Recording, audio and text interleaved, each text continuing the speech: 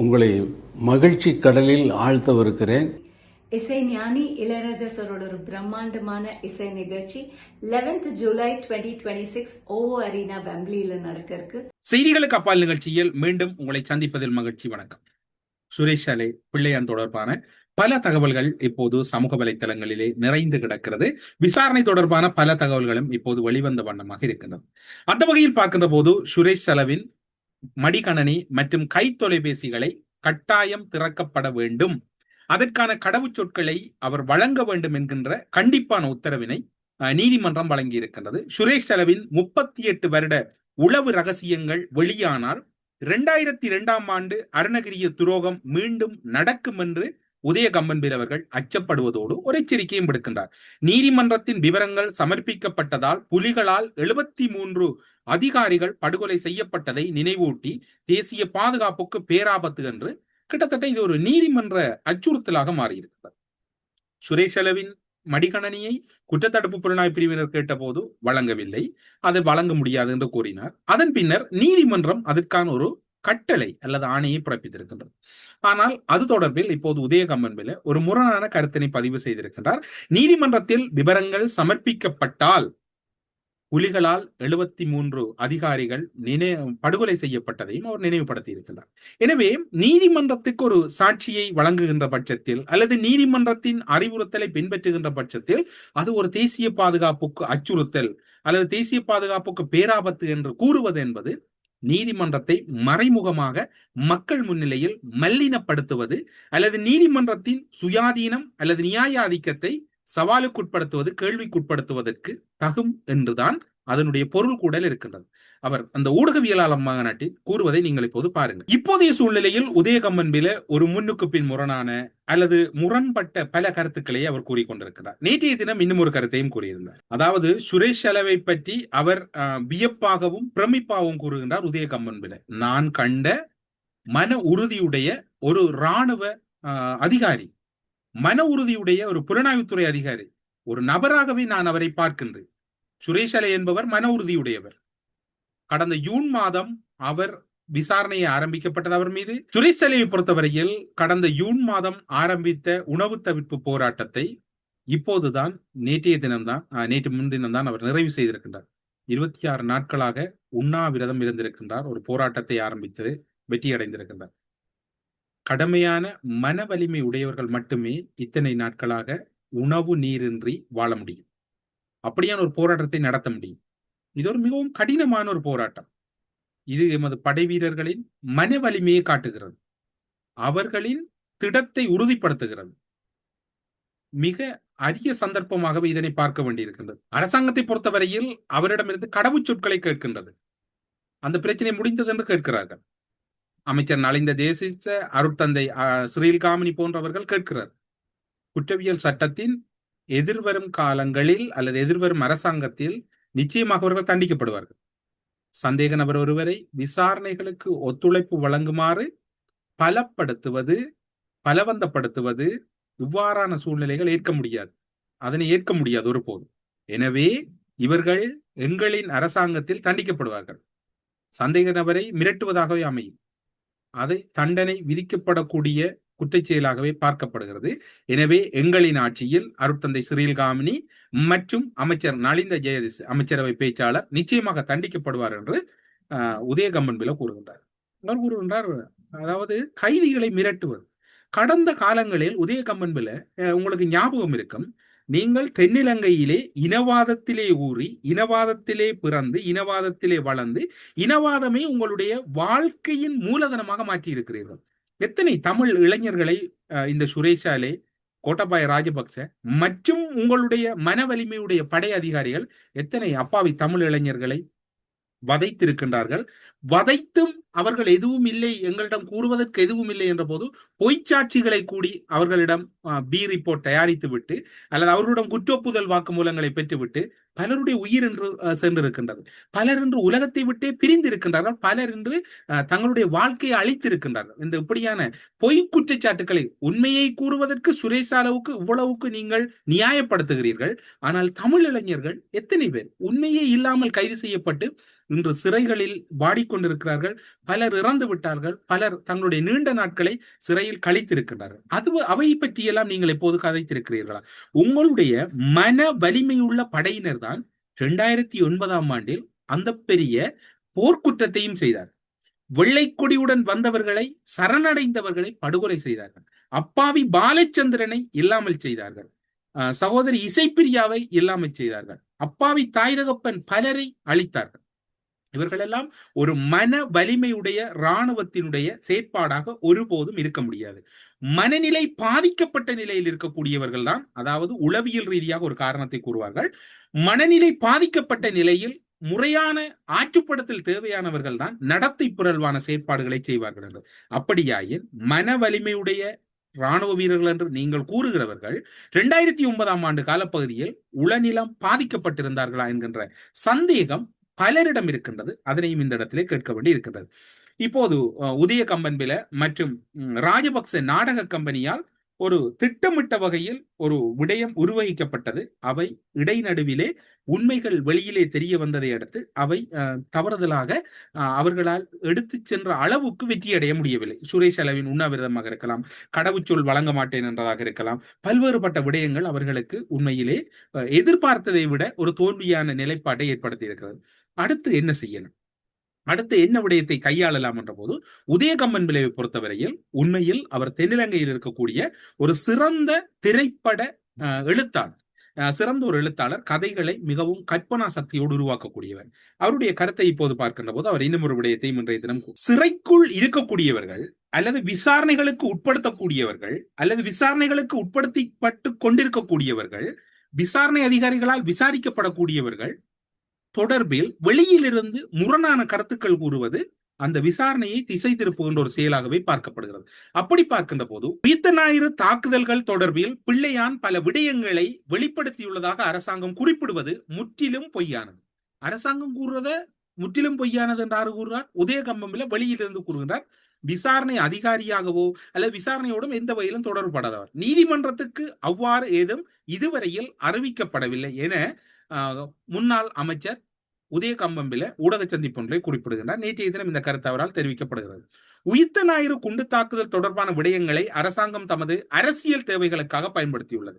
அரசியல் பழிவாங்கலை முன்னிலைப்படுத்தியே அரச புலனாய்வு பிரிவின் முன்னாள் பிரதானி சுரேஷ் சலே கைது செய்யப்பட்டிருக்கிறார். பயங்கரவாத தடை சட்டத்தின் கீழ் கைது செய்யப்பட்டு தடுப்பு காவலில் வைக்கப்பட்டுள்ள பிள்ளையார் அரசியலால் பழிவாங்கப்பட்டுக் கொண்டிருக்கிறார் என்று உதயகம்பன்பில கவலைப்படுகிறார். உயிர்த்த ஞாயிறு குண்டு தாக்குதல் தொடர்பில் பிள்ளையான் பல விடயங்களை குறிப்பிட்டதாக ஜனாதிபதியும் பொதுமக்கள் பாதுகாப்பு அமைச்சருமான ஆனந்த விஜயபால போன்றவர்கள் குறிப்பிட்டிருக்கின்றனர். ஆனால் நீதிமன்றத்துக்கு அவ்வாறான எதுவுமே தெரியப்படுத்தவும் இல்லை, அவை எடுத்துச் செல்லவும் இல்லை. குண்டு தாக்குதல் குறித்து முறையான விசாரணைகள் இடம்பெற்றால் அதை நாங்கள் எதிர்க்க போவதில்லை.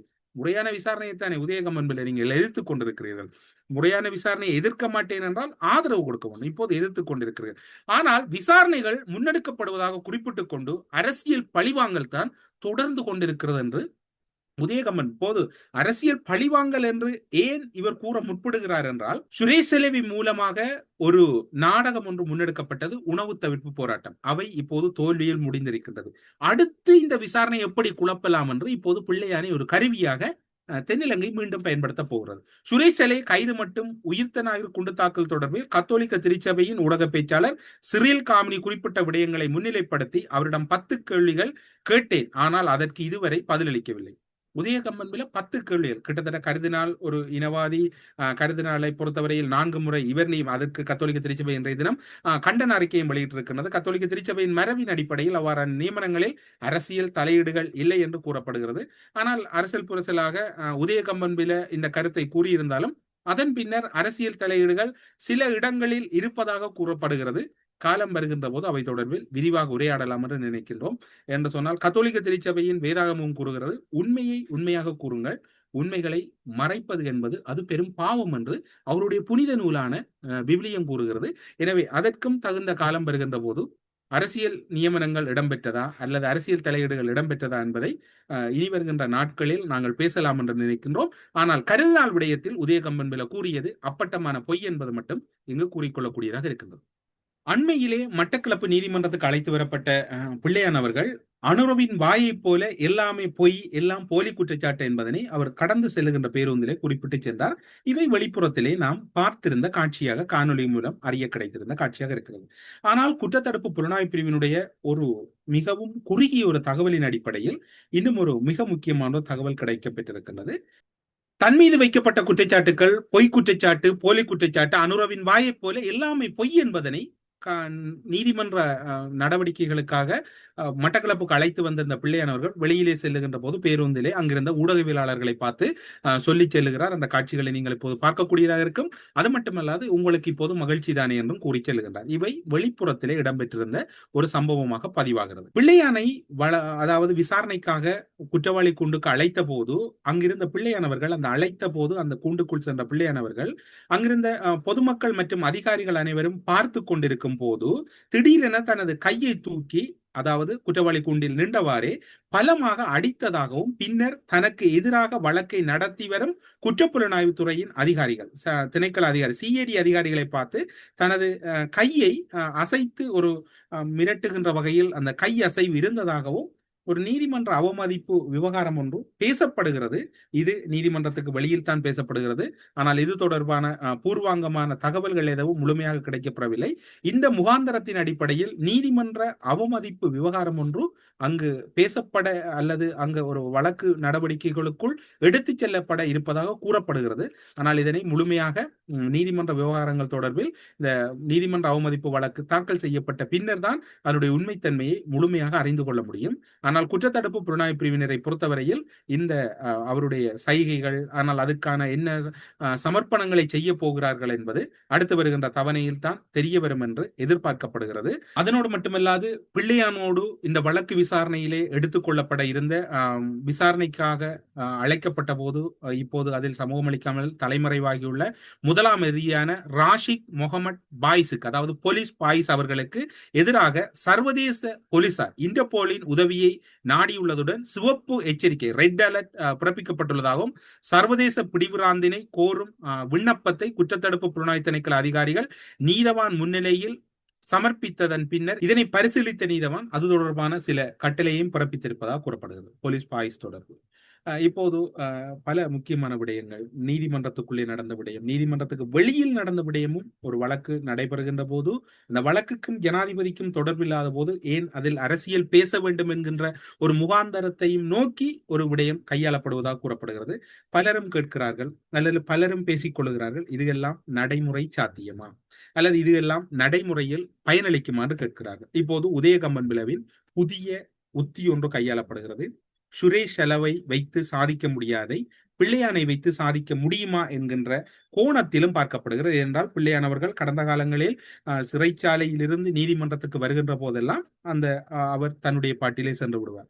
இப்போது இந்த விசாரணையை குழப்புகின்ற வகையில் செயற்படக்கூடியவர்கள் உதயகம்பம்பில மற்றும் அங்கிருக்கக்கூடிய உதயகம்பன் விளைவின் சகாக்களான சரத் வீரசேகர, பிமல் வீரவன்ச போன்றவர்கள் தொடர்ச்சியாக நீதிமன்றத்து நடவடிக்கைகளை குறுக்கீடு செய்வதும், சிறைச்சாலைகளுக்குள் சென்று பிள்ளையான் சுரேஷல போன்றவர்களை சந்திப்பதும், அவர்களை, அதாவது இந்த விசாரணை நேர்த்தியாக முடிவடைய வேண்டுமாக இருந்தால் இந்த விசாரணை அதிகாரிகள் அல்லது குற்றத்தடுப்பு புலனாய்வு பிரிவினர் இப்போது ஒரு விடயத்தை ஆலோசித்து வருகிறார்கள். இந்த குற்றஞ்சாட்டப்பட்டு தடுப்பு காவலில் வைக்கப்பட்டுள்ள உயிர்த்த ஞாயிறு தாக்குதலின் குற்றச்சாட்டுகளோடு தொடர்பானவர்கள் பலரை வெளியாட்கள் சந்திப்பதை தவிர்த்தால் இந்த வழக்கு விசாரணையை வேகமாக எடுத்துச் செல்ல முடியும் என்கின்ற ஒரு ஆலோசனை இடம்பெறுவதாக கூறப்படுகிறது. அதற்கு வாய்ப்புகள் குறைவாக இருந்தாலும் நீதிமன்றத்தின் அறிவுறுத்தல் கட்டாயம் கேட்கப்பட வேண்டியிருக்கிறது. நீதிமன்றத்தின் மேற்பார்வை அல்லது நீதிமன்றத்தின் அறிவுறுத்தலின் பேரில் தான் அடுத்த கட்டத்தை நோக்கி இவர்கள் செல்லலாம். என்றால் சிறைச்சாலையில் ஒருவர் குற்றச்சாட்டுகளோடு தொடர்பான ஒருவர் சந்தேகத்தின் அடிப்படையில் கைது செய்யப்படுவாராக இருந்தால் அதனை நீதிமன்றம் குற்றவாளி என நிரூபிக்கப்படும் வரை அவர் நிரபராதியாக இருப்பார். எனவே அவருக்குரிய அடிப்படை மனித உரிமைகள் என்கின்ற ஒரு விடயம் யார் குற்றவாளியாக இருந்தாலும் சரி, குற்றம் சாட்டப்பட்டவராக இருந்தாலும் சரி, அவர்களுக்கு வழங்கப்படுவது வழமை. அந்த அடிப்படையில் இந்த விவகாரம் இப்போது பேசப்படுகிறது. அவை நடைபெறுமா என்று தெரியாது. ஆனால் சுரேஷ் செலவிடம் சாதிக்க முடியாதை பிள்ளையானிடம் சாதித்து விடலாமா அல்லது இந்த குழப்பி விடலாமா என்கின்ற ஒரு கோணத்திலும் இந்த விவகாரம் பேசப்படுகின்றது இப்போதைய சூழ்நிலையில். நீதிமன்ற விவகாரங்கள் மிகவும் நுணுக்கமாக பார்க்கப்படுகிறது. இப்போது இருக்கக்கூடிய சூழ்நிலையில் நீதிமன்றத்திலே இடம்பெறுகின்ற விடயங்களை முகநூலிலே விமர்சிப்பது அல்லது முகநூலை காரணம் காட்டி நீதிமன்றத்தை சவாலுக்கு உட்படுத்துவது அல்லது நீதிபதிகள் தொடர்பில் அபகீர்த்தி ஏற்படுத்துகின்ற விடயங்கள் தொடர்பிலும் கூட இப்போது சில தகவல்கள் கிடைக்கப்பட்டிருக்கின்றன. அவர் யாராக இருந்தாலும் நீதிமன்றத்தினுடைய நடவடிக்கைகளை மதித்து செயற்பட வேண்டும் என்பது அது ஒரு பொதுவான விதியாக இருக்கின்றது. அதற்கு எதிராக சவாலுக்கு உட்படுத்துவது என்பது விசாரணையை குழப்புவது அல்லது விசாரணைக்கு எதிராக செயற்படுவதாகவே கருதப்படும். இப்போது உதயகம்மன் பிளவை பொறுத்தவரையில் அவருடைய செயற்பாடு என்பது இந்த உயிர்த்த ஞாயிறு தாக்குதலின் பிரதான சூத்திரதாரிகளாக கருதப்படக்கூடியவர்களை காப்பாற்றுவதுதான் அவருடைய வேலையாக இருக்கிறது. இப்போது உயிர்த்த ஞாயிறு தாக்குதல் தொடர்பில் விசாரணை வேண்டும் வேண்டும் என்றுதான் கோட்டாபாய ஆட்சியை கொண்டார்கள். இப்போது அந்த ஆட்சியிலே குழப்பம் இருக்கிறது. அந்த உயிர்த்த ஞாயிறு தாக்குதலை ஆட்சி மாற்றத்துக்கு தான் இடம்பெற்றது என்கின்ற கோணத்தில் விசாரணை ஆரம்பிக்கப்பட்ட போது இந்த விசாரணையில் எங்களுக்கு நம்பிக்கை இல்லை, எனவே இந்த விசாரணையை நாங்கள் முழுமையாக நிராகரிக்கிறோம் என்கின்ற கருத்தை கூறுகிறார்கள். எனவே இப்படி இருக்கின்ற போது உதயகம்மன் பில போன்றவர்களுடைய கருத்துக்களை ஏன் தொடர்ச்சியாக அரசாங்கம் அனுமதித்துக் கொண்டிருக்கிறது என்கின்ற கேள்வியும் இப்போது பரவலாக எழுந்து கொண்டிருக்கிறது. எனவே இது தொடர்பான பல விடயங்கள் இப்போது வரைக்கும் விடை தெரியாத வினாக்களாகத்தான் தொடர்கிறது. பொறுத்திருந்து பார்ப்போம் என்ன இடம்பெறப் போகிறது என்ற எல்லோரிடமும் இருக்கக்கூடிய கேள்விகளுக்கு அப்பால் அண்மையிலே மட்டக்களப்புக்கு குற்றத்தடுப்பு புலனாய்வு பிரிவினுடைய பணிப்பாளர் சென்று வந்திருந்தார். பிள்ளையான் அவர்கள் அழைத்துச் செல்லப்பட்டிருந்தார். பல கோணங்களில் விசாரணைகள் முன்னெடுக்கப்படுகிறது. அடுத்து இனி வரப்போகின்ற நாட்களில் பிள்ளையானும் ஒரு உணவு தவிர்ப்பு போராட்டம் அல்லது ஒரு இந்த விசாரணைகளில் தனக்கு உடன்பாடு இல்லை என்கின்ற ஒரு கருத்தை முன்னிலைப்படுத்தி விசாரணைகளை மெல்ல மெல்ல பின்னுக்கு தள்ளுவதில் இவர்கள் அதிக நாட்டத்தோடு இருக்கின்றார்கள். உதயகம்மன் பில் என்பவர் அவர் ஒரு தனி மனிதர். அவர் இந்த உயிர்த்த ஞாயிறு தாக்குதல் தொடர்பான பலரோடு தொடர்பில் இருந்ததாகவும் கூறப்படுகிறது. எனவே இது தொடர்பான விடயங்கள் நீதிமன்றத்திலே தொடர்ச்சியாக விவாதிக்கப்பட்டுக் கொண்டிருக்கின்றன. நீதிமன்றத்திலே பிரதி சொலிசிட்டர் ஜெனரலாக இருக்கக்கூடிய திலிப்பு பீரிஸ் அவர்கள் பல விடயங்களை முன்னிலைப்படுத்தி இருக்கின்றார். அரசு தரப்பிலே கடுமையான எதிர்ப்புகள் உதயகம்மன் பிளவுக்கு முன்வைக்கப்பட்டிருக்கிறது. எனவே எது இடம்பெறும் என்று தெரியாது. ஆனால் விசாரணையை குழப்புவதில் யாரோ ஒரு பெரிய தீய சக்தி இதன் பின்னர் இருக்கின்றது. இப்போது பிள்ளையான் மீது இன்னும் ஒரு வழக்கு பதிவு செய்யப்படுமா அல்லது அவை ஒரு கருத்தாகத்தான் பார்க்கப்படுமா அல்லது அது தொடர்பில் நீதிமன்றம் இது தொடர்பான ஏதாவது அறிவுறுத்தல்களை வழங்குமா அல்லது நீதிமன்றத்தின் கண்காணிப்பு அல்லது நீதிமன்றத்தின் கவனத்திற்கு இந்த விடயம் எடுத்துச் செல்லப்படுமா அடுத்த முறை அமர்வில் எல்லாம் ஒரு விடை தெரியாத புதிராகவே இருக்கின்றது. பொறுத்திருந்து பார்ப்போம் இவை இடம்பெற்றதா அல்லது இடம்பெறவில்லையா, அது எந்த அடிப்படையில் அந்த கருத்துக்கள் அல்லது அந்த சைகைகள் காட்டப்பட்டது என்பதையெல்லாம் இனி வருகின்ற நாட்களில் பார்க்கலாம் என்று கூறி செய்திகளுக்கு அப்பால் நிகழ்ச்சியிலிருந்து விடைபெற்றுக் கொள்கிறோம். நன்றி. உங்களை மகிழ்ச்சி கடலில் ஆழ்த்தவிருக்கிறேன். இசை ஞானி இளையராஜா சரோட ஒரு பிரம்மாண்டமான இசை நிகழ்ச்சி 11th ஜூலை 2026 ஓவோ அரீனா வெம்ப்லியில நடக்க இருக்கு.